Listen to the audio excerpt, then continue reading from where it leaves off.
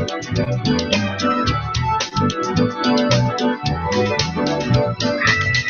to Joe Jack and Bob and TC on intellectualradio.com. Again, that's intellectualradio.com.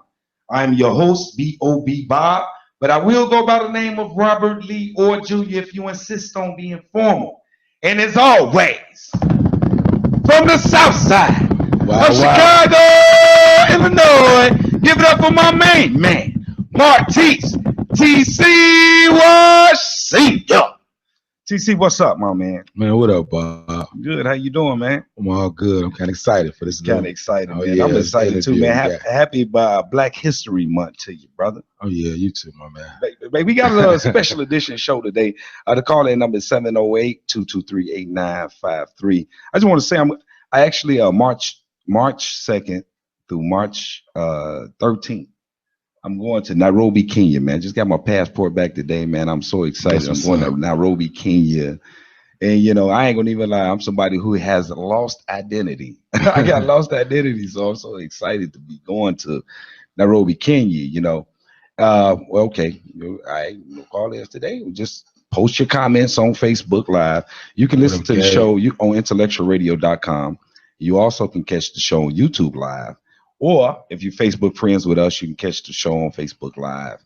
But we got a very special guest in the building. We're not going to waste too much time. But I just want to say this to you. When I go to Africa, man, you're going to have to, I'm taking the jacking with me. So you're going to have to be jawing with TC or something. That's what we're going to do. That's what we're going to do.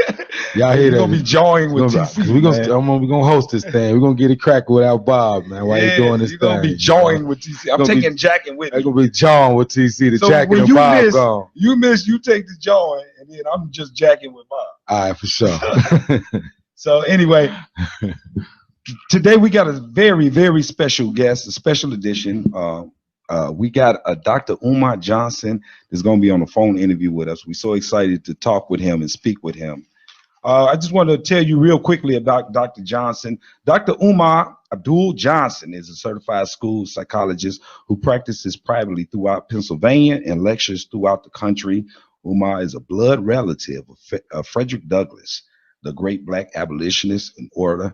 And as a school psychologist, Umar evaluates children ages 3 to 21 in an effort to determine if they have educational disabilities and a need for special education.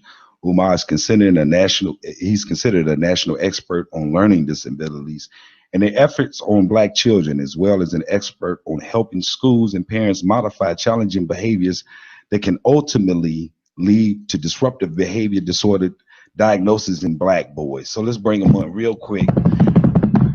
From Philadelphia, Pennsylvania, let's give it up for the big dog in the house today, Umar Johnson. What's up, my man? Peace and love, family. Thanks for having me on the show. Glad to be back in Chicago. That's what's up, man. Well, first of all, happy Black History Month to you, man. You know, you speak about doing research with you. You speak about Chicago in a sense that Chicago was instrumental in helping you start the momentum and the movement that you got going on. I just want you to explain to everybody on Intellectual Radio Land how was Chicago instrumental in it?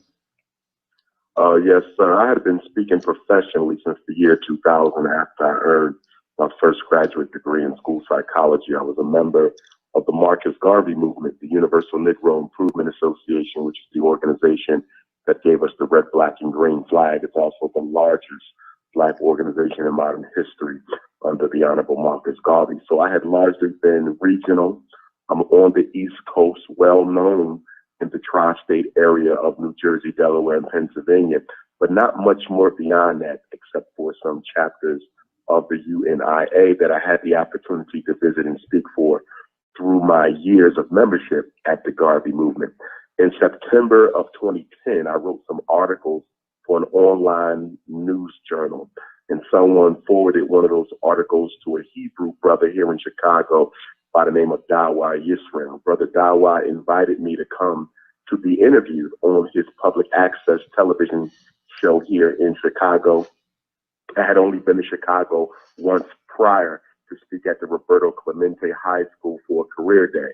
So Brother Dawa told me he couldn't afford to fly me or house me, but if I could find a way to get up here, he would love to interview me on his show.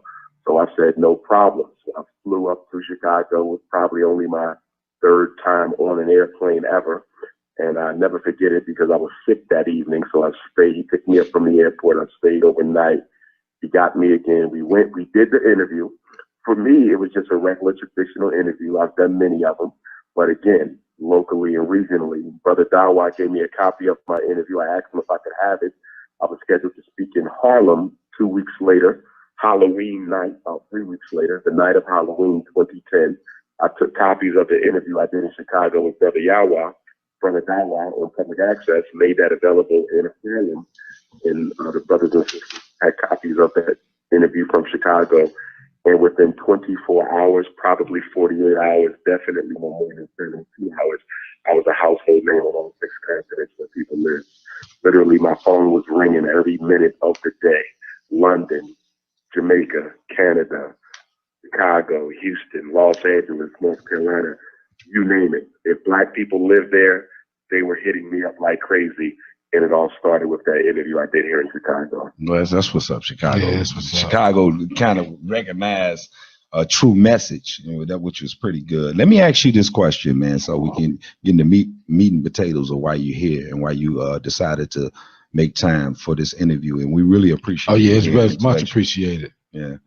So the question I want to ask you, the current state, the condition, we're talking about Chicago, but Chicago is not even in the top 10 of the most dangerous cities in the United States of America, but most of the top 10, because I don't want to be dismissive of the other cities that is made up of Black Americans. Also, we're talking about East St. Louis and Detroit, Michigan, and Oakland, California. We're talking about a common denominator of cities that have black youth in them.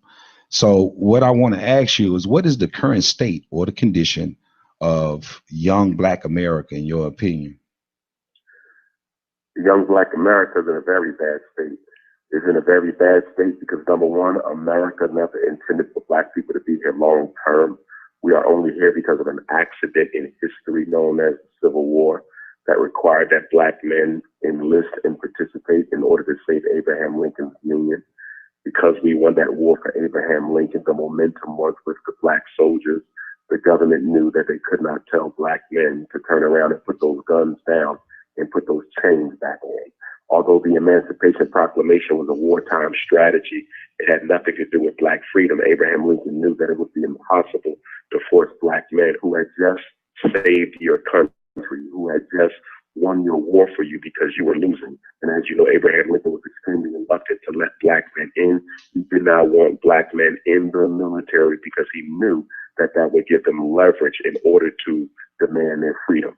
And so basically, because they cannot force us back into slavery without starting another civil war, this time between Black men and Abraham Lincoln's army, they decided on a plan of emancipation. It was an accident.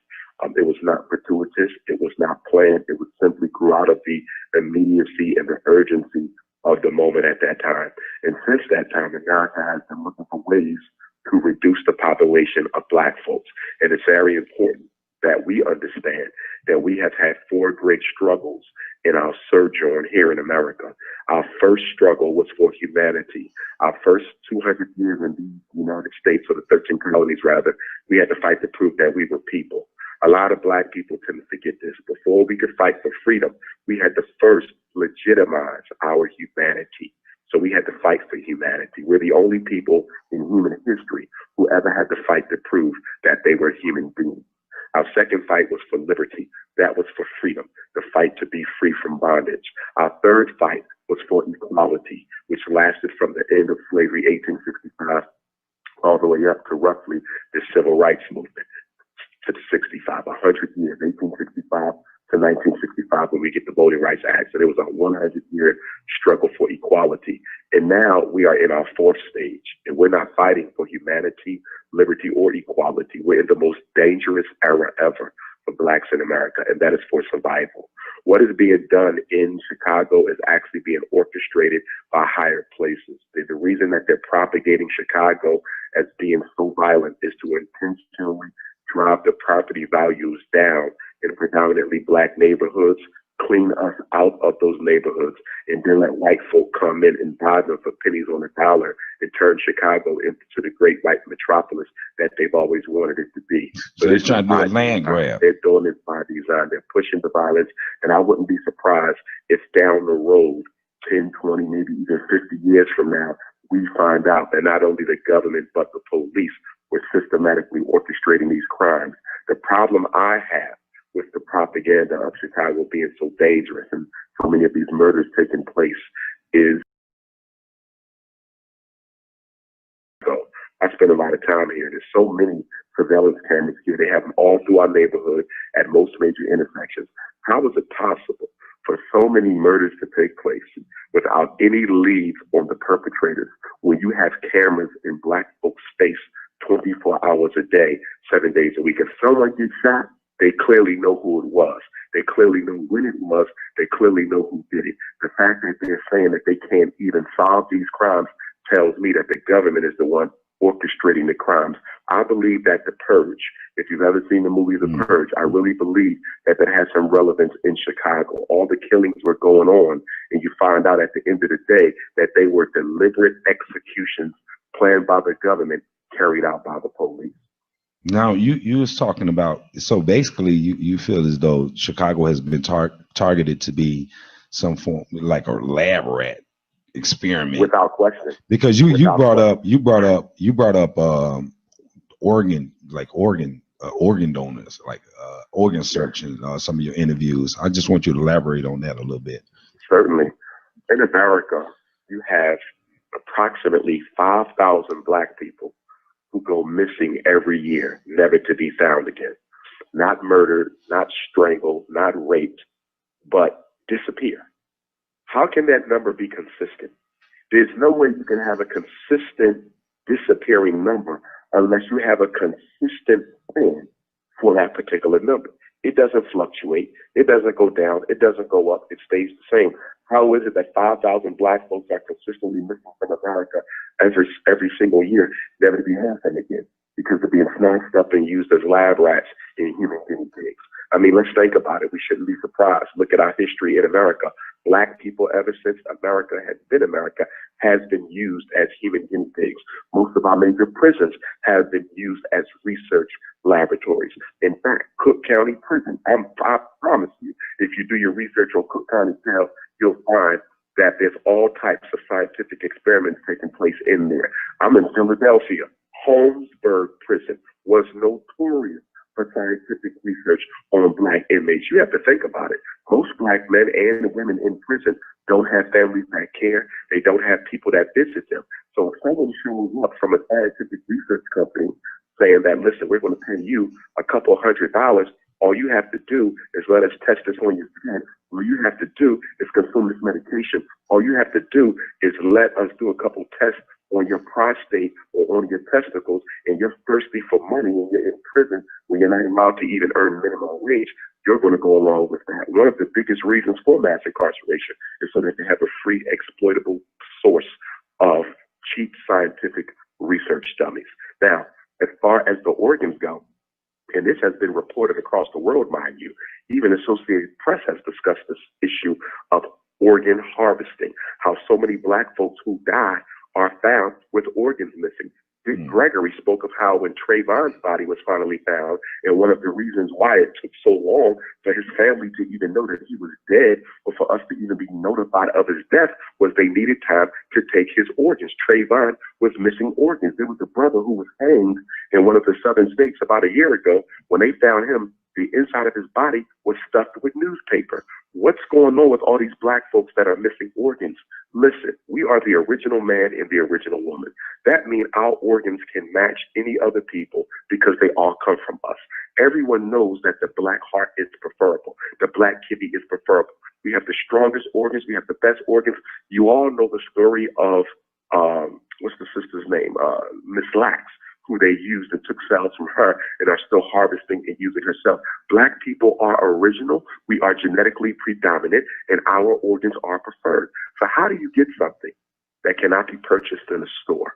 How do you get something that cannot be manufactured?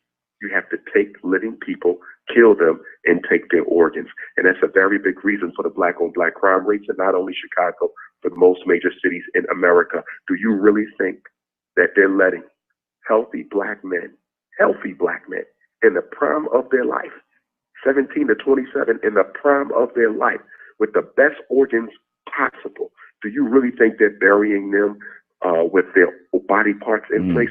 Not at all. They're snatching those organs out, and in many cases, they're being murdered for their organs, because when rich people need organs, and when the families of rich people need organs, they can't afford to wait for you to die. You're 25.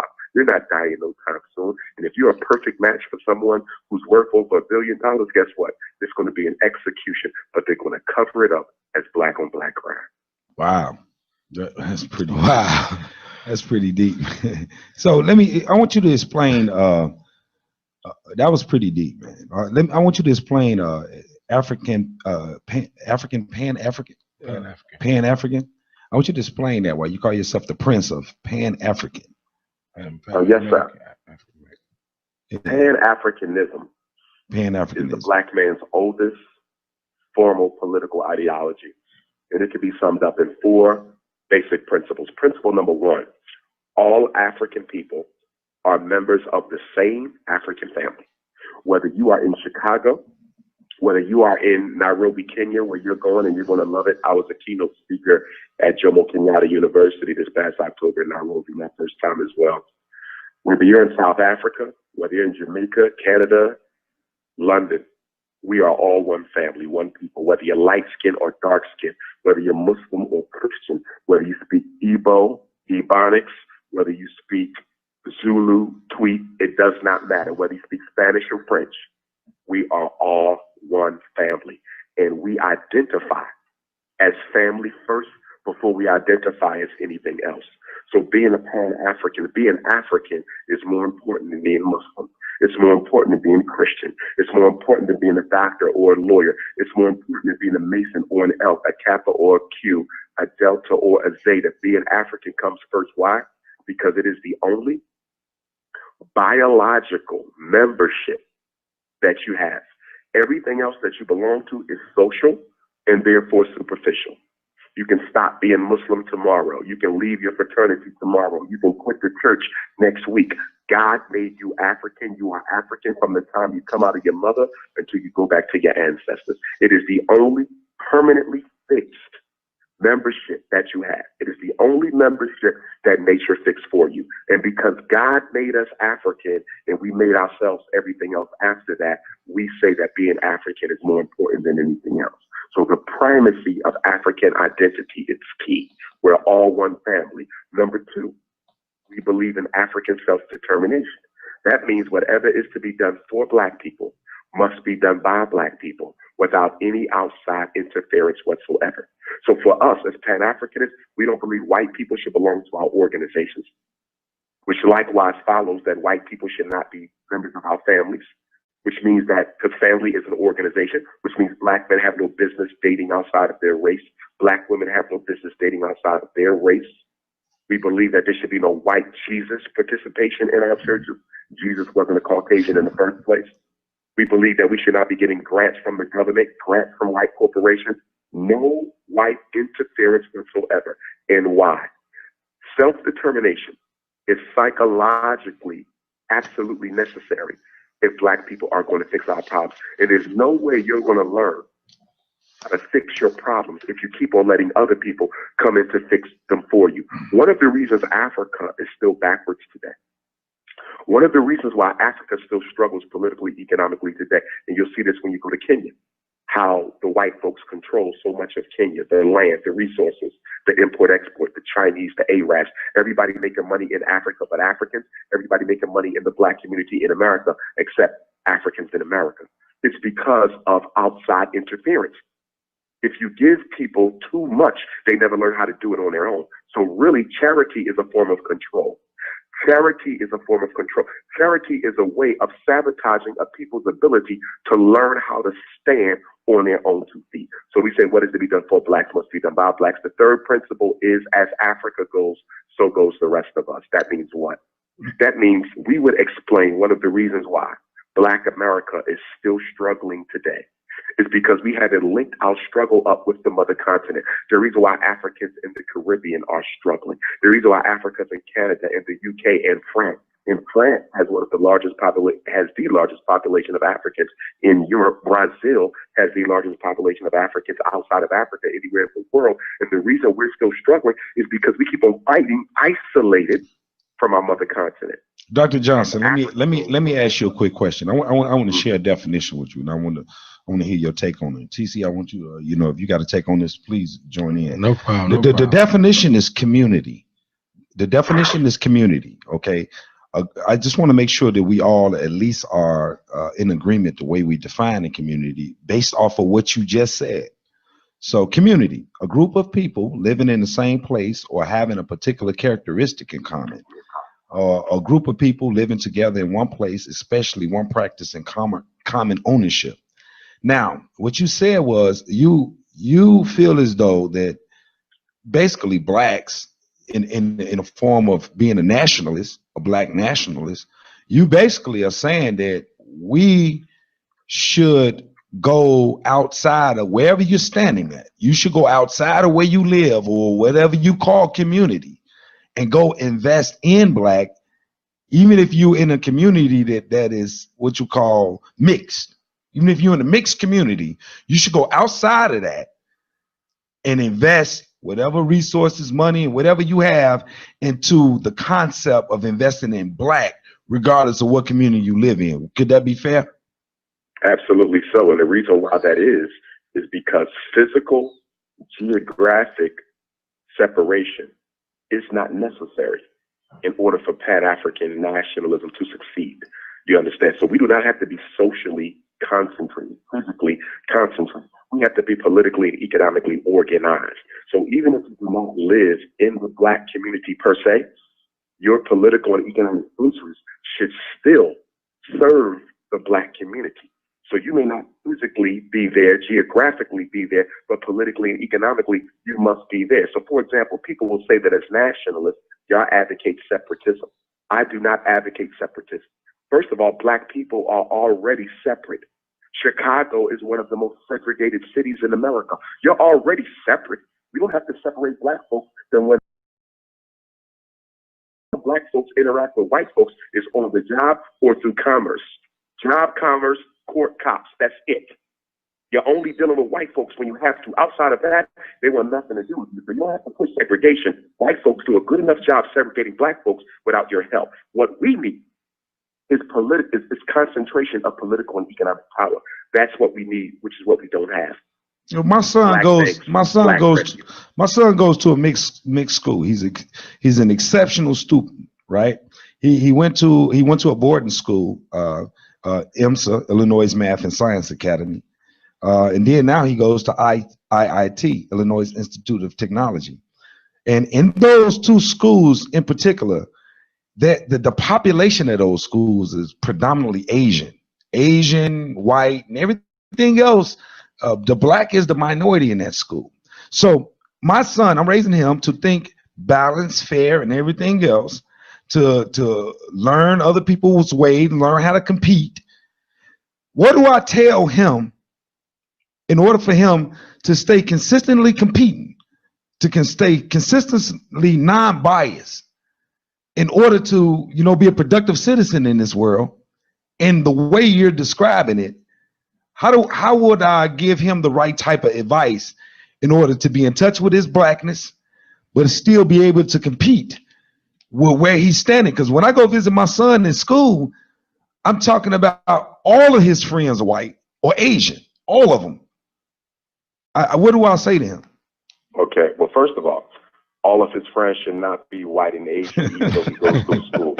So you need to change up there, okay? Because if you allow that to happen, then he's going to be psychologically alienated from his own people as he grows up, okay? That could also engender a bourgeoisie, elitist mindset in him. So you're going to have to orchestrate and strategize, okay, a black social network for your son outside of school. He's at a school that's predominantly white and Asian. We understand it's a high achieving school. he needs to stay there for that reason. Other than that, I would say he's at the wrong school, because I'm not a big supporter of black kids going to white schools because of the psychological terrorism that takes place. But because it's a high achieving school, it's the best, he needs to stay. Now, because of that, you have to balance it out. You have to balance it out. When he comes home, he needs to have some black playmates who are of the same ilk as him. They could be high achieving as well, but you have to orchestrate that, because you don't want him to be alienated from his own people, which is what I find a lot as a school psychologist and a former principal. I find that a lot when our black kids go to elite schools and the parents don't do their due diligence to get them black playmates. But the other thing you said is you said you didn't want to raise them with bias. I'm going to have to challenge that. Those Chinese kids in your son's school, they are being raised totally committed to the Chinese ethos. Those white kids, those European Jews in that school, they're being raised totally committed to the best interests of Jewish people. So it does not serve us as a people for your son to have a colorblind orientation when I promise you, every other child in that school does not have a colorblind orientation. And one of the things that we as a people have failed to do collectively, because it can't just be you, it got to be all of us, and that is raise our children with an unequivocal commitment to the progress of black people over and above and beyond the progress of any other group. It must be, as Marcus Garvey said, race first. D. Go ahead, TC. D. Well, you know, I just wanted to, first of all, thank you again for this interview, because you're like a lot of people who listen to you on our little groups out here on Facebook Live, saying what's up. We got Miss Dr. Umar Johnson in the building. I want to take it back to the streets of Chicago, because, you know, that's dear to my heart. That's where we come from, you know. And I feel, my opinion is, it goes bigger than all this. I put the media effect this media having on our kids, and far as what they allow them to see now on television. I don't care if it's Disney Channel. I don't care what it is. It's just a whole different thing for kids now, and I don't really see no protest going towards that. I mean, so I just want to know your opinion when it comes to media and social media and things that has been allowed now. Back when we was coming up, that wasn't allowed, but times do change. But I feel like there should be some more, you know, a little more heat and a little more attention towards what's being fed and tell our kids.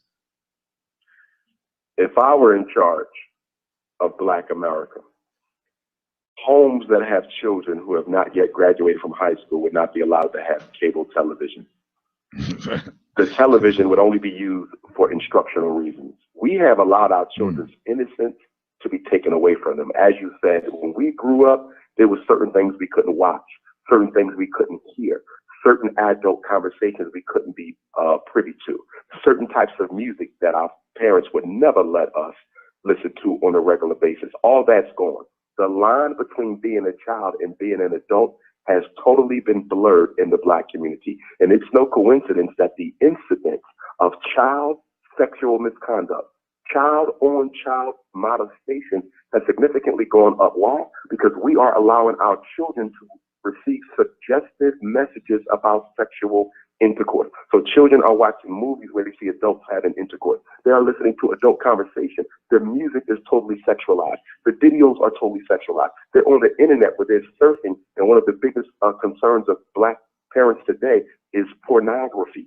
Children on gay porn sites, children on heterosexual porn sites is out of control. And what happens, the mind of a child is curious by nature.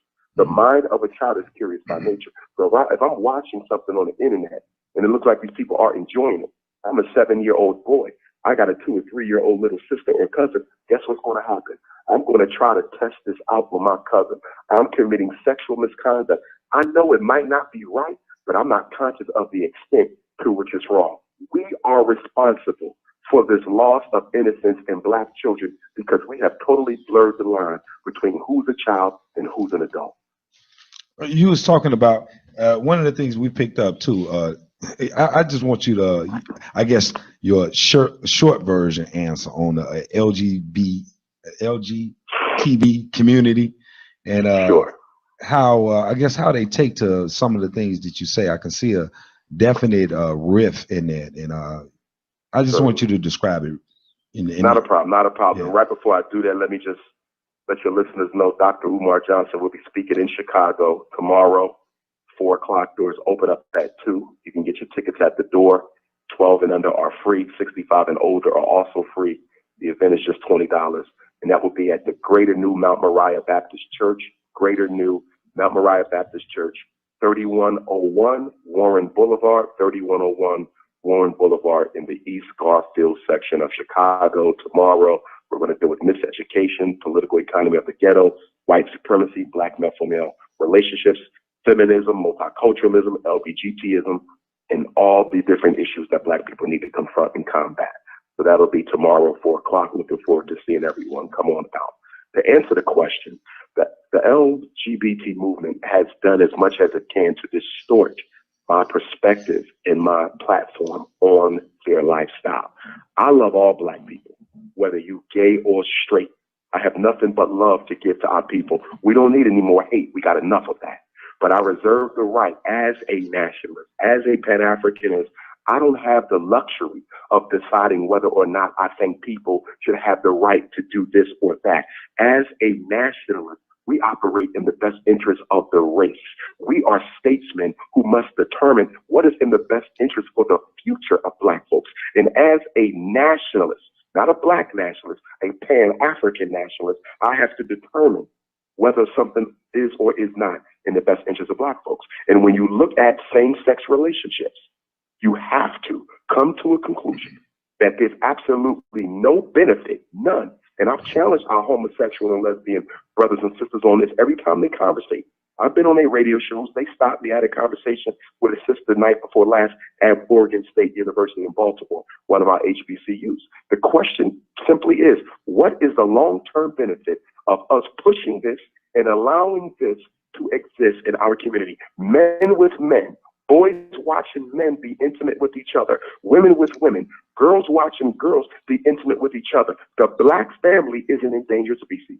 The black family is an endangered species. And if you are pushing and promoting same-sex relationships, then you are eroding the foundation, fabric, maintenance, perpetuation of the black family that you must have if you want to see black people continue to survive. Wow. That's a great answer. That's a great way to break that down. Great way. I definitely want to get into this brilliant idea you have. School, your school, the idea of your school. I want you to talk about the idea of your school. It's all, the concept seems to be all boys school. So I want you to tell, why do we need an independent school for young black boys? Just as slavery miseducated black people, we need our own educational institutions to properly educate black folks. And we've been miseducated. Whether we have a doctorate degree, master's degree, bachelor's degree, I had 6 degrees, we've all been miseducated. The one thing black people have never been taught and never will be taught is how to overcome white supremacy and return to our natural leadership position on this planet. No school on earth is going to teach black people that, because all races on earth require dysfunctionality in the black community for their survival. There's Chinese people in China who are buying one-way tickets to Chicago. There's East Indians in India buying one-way tickets to Philadelphia. There's Arabs in the so-called Middle East buying one-way tickets to Detroit, Michigan. One-way ticket, another race, to come into a black community and make millions of dollars on gas stations, department stores, stop and goes, hotels. They are taught how to do what? Build up their cultural group economically and politically. Every culture believes in independence, economic empowerment for itself, not multiculturalism. Black kids are educated to be multiculturalists, so they never work to their own best interest because they're too busy working to everyone else's best interest. In order to properly educate a black child, you must, number one, make sure they understand white supremacy, what it is, how it operates, how to destroy it. Number two, they must be taught to be totally loyal to their own race first. If a black child has not been taught to be race first, no matter how well educated they are, they will be an enemy to their people, i.e. Barack Obama, i.e. Clarence Thomas, Condoleezza Rice, and the list goes on. Well-educated enemies to their people because they've never been taught loyalty to race. And number three, black people must be taught the art of political, economic, and militaristic empowerment, how it operates, how we fell from glory, and how to go back. If you ain't teaching those 3 things, then you've miseducated black folks. The premise of the Frederick Douglass and Marcus Garvey RBG, International Leadership Academy for Pan-African Excellence, will be nationhood. How to build nation, how to protect nation, how to expand nation. We will teach political science, military science, economic science, financial science, agricultural science, agronomical science, spiritual science, cosmological science, science of the black man, science of the black woman, dietary science, and nutritional science. Revolution through education. I actually I commend that. I commend the idea of that. You know, I guess isolating the needs of the young black men, because I can identify us as different. I remember being in, I think, fourth grade or something like that, and was taking an Iowa test. I don't know if you remember the concept of the Iowa test, right? Because you got to be with your 40s, right? You got to be in your 40s, right? Yes. Yeah. So the Iowa test, I was taking the Iowa test, and I was on like number 15, and the girl next to me was on like number 30. And I was like, this can't be like that. So I started racing on the Iowa test, you know, A, C, C, A, B, D, D, D, D, D, D, D, A, B, A, B. And I was the first one finished in my class. But I failed that grade. I failed fourth grade. I was the first one finished with the Iowa. I used to sit there a lot of times, and I would be sitting there thinking about different things. And it's like my mind was completely off kilter somewhere else. You know, it was like it wasn't interesting to me for whatever reason or not. And I'm saying that because I want you to go into some of these diagnoses, since that's your area of specialty, clinical psychologist, talking about ADHD. I want you to talk about some of those things. Hold on. I got a response to something the doctor said. Obama. I just heard you said about Obama, and I just want to know, can you elaborate on that for me? Yes, sir. Say that again, my brother. I didn't say that. Okay, as far as your point about Obama and the things that, Barack Obama. Yes. Barack Hussein Obama. Yes. Barack Obama was the most powerful weapon of mass destruction used psychologically against black folks in quite some time. The white man is a militaristic genius. He's a genius. I have to give him credit, because every trap he lays for Negroes, we fall into it. Barack Obama was elected for two reasons, and he succeeded on both fronts.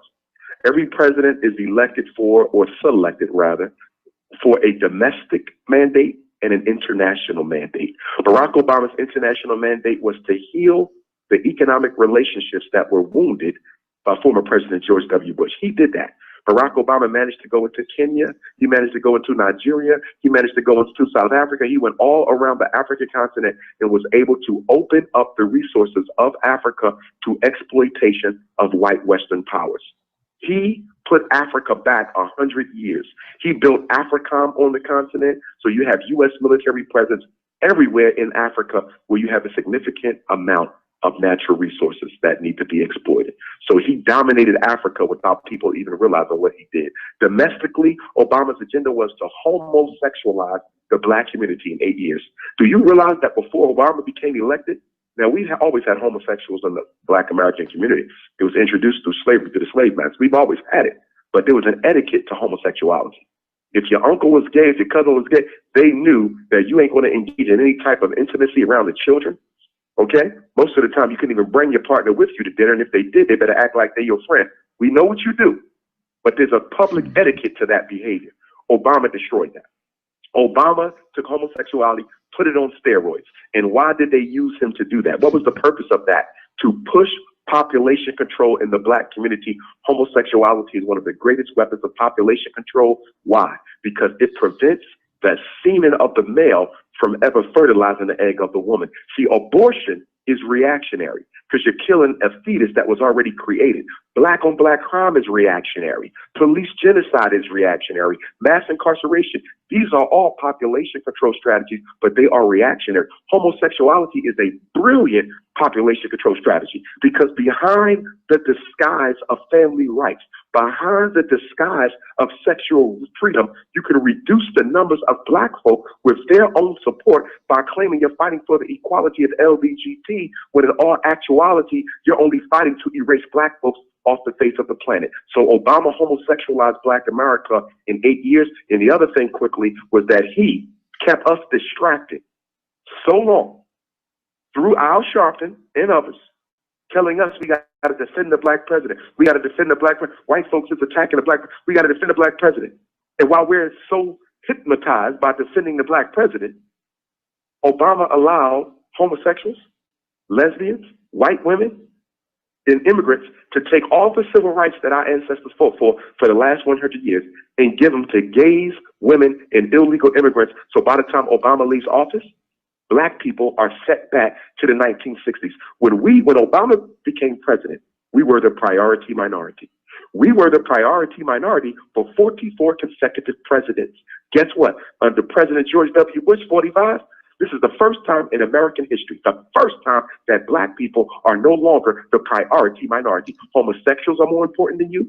Immigrants are more important than you. Mexicans are more important than you. Gays are more important than you. And it's all your fault because you let a Negro brainwash you into accepting second place citizenship amongst the second place minority movement. How is it President Obama's fault though that America has lost their morals, period? America don't have morals. So how is it President America Obama never had morals? It never had morals. Okay, let's talk about that. America never had morals. So if America never had morals, how is it some planet conspiracy that President Obama was placed into office to be able to guide the black people toward homosexuality? Morals, no morals in a country is just no morals in a country. That means we become victims of our own liberation. That means that if you feel like you got the right to think whatever you want to think, you become victims of liberation when there's no morals to police you. That's what we're becoming victims of, our own liberation. It don't have anything to do with President Obama. Oh yes, it does, my brother. Every president has a domestic agenda. Guiding people. Every president has a domestic agenda. Every president has a domestic agenda. I'm just saying that agenda was the 1994 crime bill. Every president has a domestic agenda. Every president. It's not about individual decision. You got to get out of the individual decision. It's about systematic agenda. Systematic agenda. Abortion is killing more black children than black on black crime. Homosexuality helps to speed that up. There's a document that you need to read. There's a document that you need to read if you doubt that this was organized by the government. In 1974, please read this, and you can download it offline. 1974, Secretary of State Henry Kissinger, his National Security Memorandum 200. Please read it. The whole memorandum was about what, gentlemen? Population control. Read the document. It's over 300 pages. He talked about introducing sexual education in the schools as a means to reducing the black population rate. This is by design. But it don't work if you don't have sex. It don't work. The whole design don't work if you don't engage in premarital sex. Having a conspiracy theory about killing people. There's no conspiracy theory. No, I'm saying it don't work. All mine is documented. I'm giving you the document right now. There's no conspiracy. I got you. We have to stop calling stuff conspiracy theories just because white folks don't approve of it. Okay, well, let's change this way. Do we call CNN conspiracy theory? They lie every day. Do we call headline news conspiracy theory? They lie every day. Okay. Do we call USA Today conspiracy theory? That's the conspiracy theory. This is truth. When it comes out of the mouth of white folk, it's truth. When it comes from black folks, conspiracy theory. Okay. I apologize about that. Let's back that up. I apologize. I don't want to call it conspiracy theory. Let's back that up. Let's say we are speaking in a way that we are blind sheep. Like anything that is coming up, it's not illegal. If I don't do anything illegal, I can't go to jail for not doing anything illegal if I don't do nothing illegal. Now you're not dealing with systematic. Let's take that. Let's see. You're dealing with it from the individual, not the systematic. Policy is not set for individuals. Policy is set for groups. Let me give you an example. Okay. Up until 1940, Irish, Italians, and Jews, right here in Chicago, and all across America, but especially here, they were not considered white folks because they were mixed with black DNA. Southern Europeans were not considered white folks. In 1940, the United States government made them white. Until 1940, what were they doing? They were breaking the law, stealing, killing, gang banging, guns, drug running, booze, alcohol, everything under the sun, they engaged in it. Rackets, etc. They was in the streets getting drunk. They was killing each other. They was doing exactly the same thing we do. You know why? Because they were cut out of the American apple pie. They were not allowed to realize this slice of the American dream. In the 1940s, America decided to upgrade them to being white. That's what they did. They gave the Irish the inner city police department to the black community.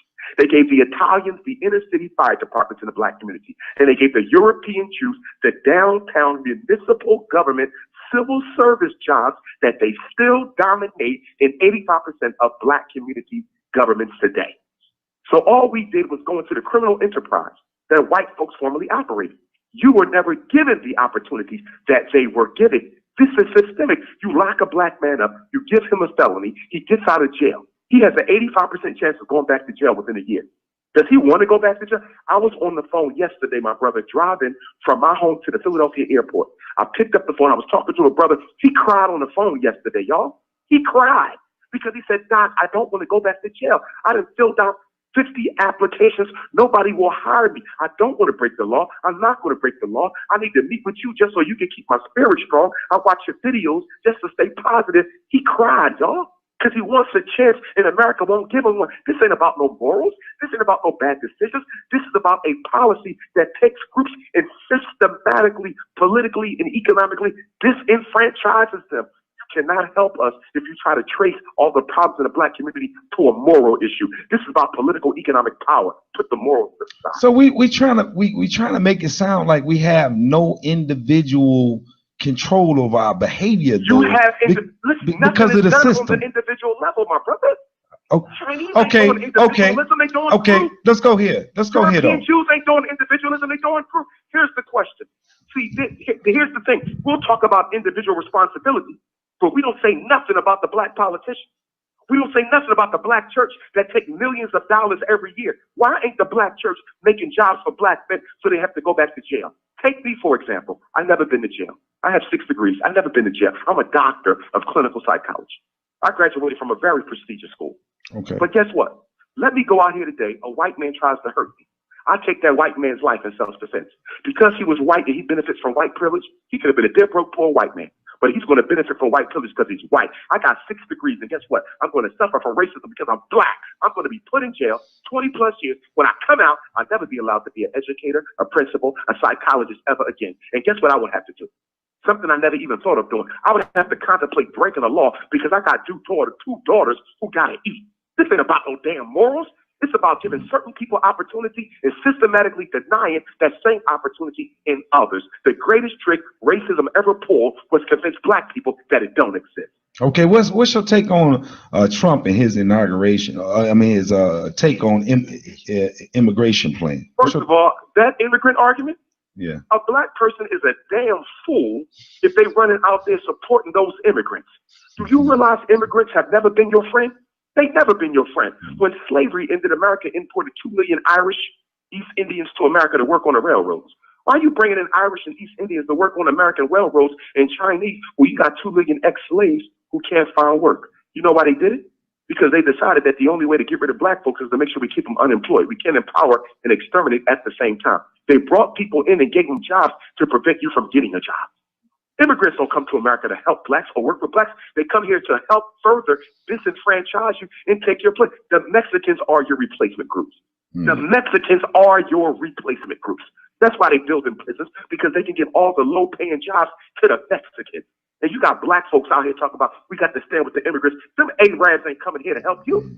They up in Michigan now, Detroit now, exploiting black folks, shooting black folks, selling the dope and the guns all throughout the state of Michigan.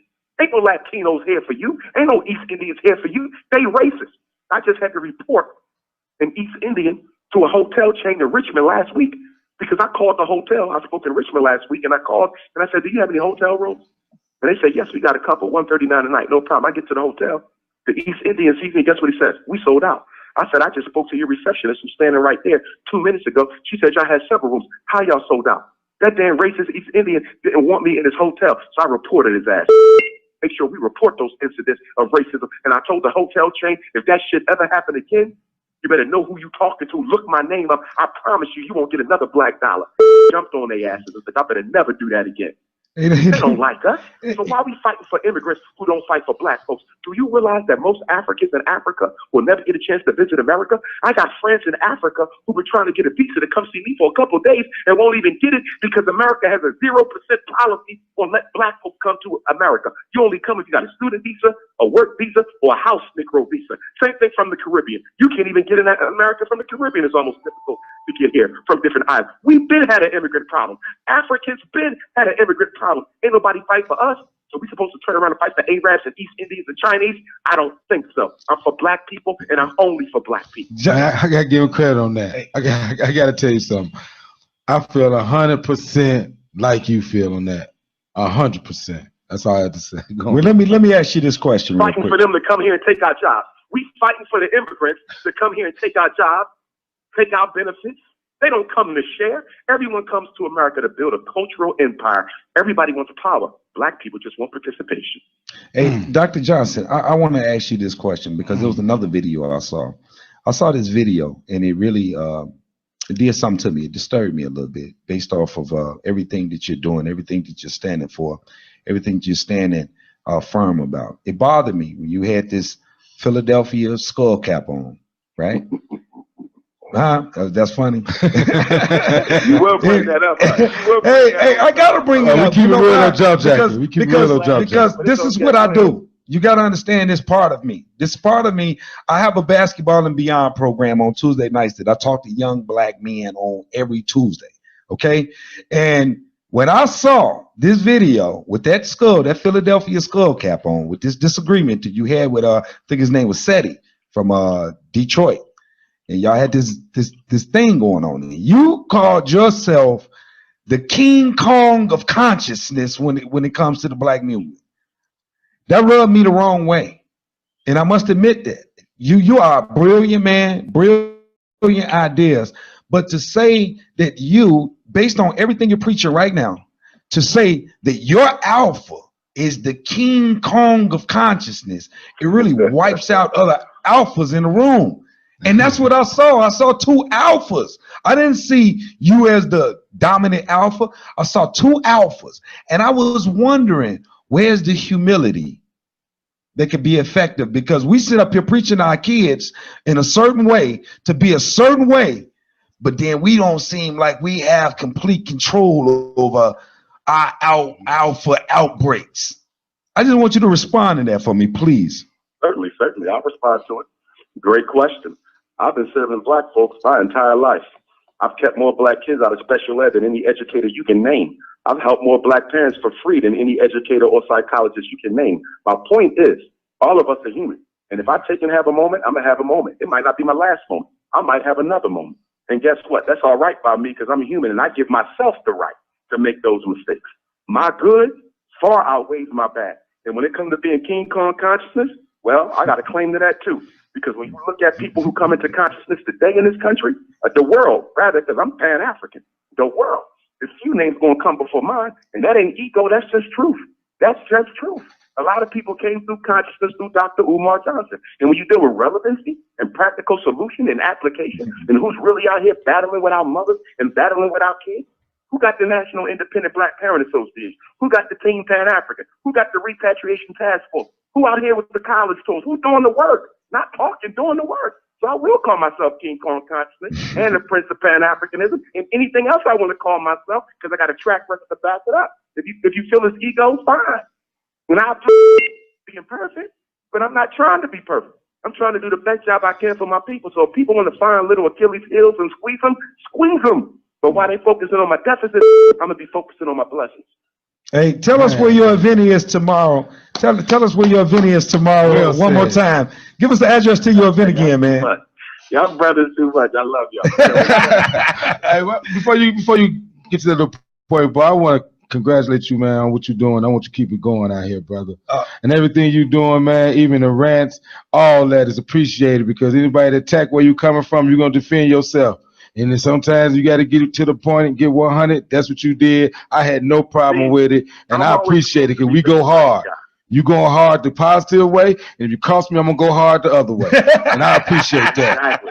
See, fellas, y'all got to realize I rarely have the moment. I don't have so many phone. Hey man, you always gonna have a moment on Jaw Jacket, man. You gotta do what we did today, man. You gotta understand that this is where this atmosphere is. This is where that platform is. You can tell Bob, man, I don't agree with you, Negro. You can tell, you know what I'm saying? This is where it's at. So when you in Chicago, make sure you look us up at Intellectual Radio and know you got a spot to vent and you know, tell us our perspectives be coonish, whatever. But you got a spot here. Tell us about your event again tomorrow. Good conversation. No, very good conversation.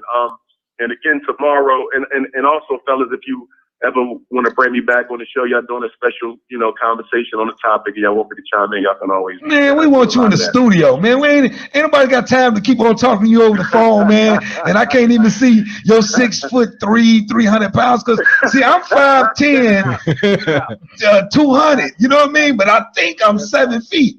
So man, nobody got time to keep on talking to you. We want to see you in studio. Yes, we do. No doubt. We're gonna make that happen. We definitely gonna make that happen. Also tomorrow, if y'all decide to come through there, text me on my cell, fellas, so I can put your name on the guest list. Y'all won't have to pay to get in there. Just text me your name if you're coming through, first and last. But tomorrow, we're going to be at the new Greater Mount Moriah Baptist Church. Dr. Umar Johnson will be speaking. We got a couple opening acts, some spoken word. We got some vendors, too. Come on out, support Black business. Get your shea butter, your incense, your African clothing, your books, etc. I will be there with my Nat Turner hoodies and also the Book of the Century, Psychoacademic Holocaust, the Special Education and ADHD Wars Against Black Boys. And that's tomorrow, 3101 West Warren Boulevard, 3101 West Warren Boulevard in the East Garfield section of Chicago. Doors open up at 2. Dr. Umar speak at 4. You can get tickets at the door or online at Prince of Pan-Africanism. How much are the tickets? 12 and under free, 65 and older free. Can't wait to see everybody tomorrow. How much are the tickets? $20. $20. All right. Yeah, y'all want you hold on. We finna end the show, but you stay online so we gotta get that information from you and pass information. Yes, sir. But let them know 12 and under.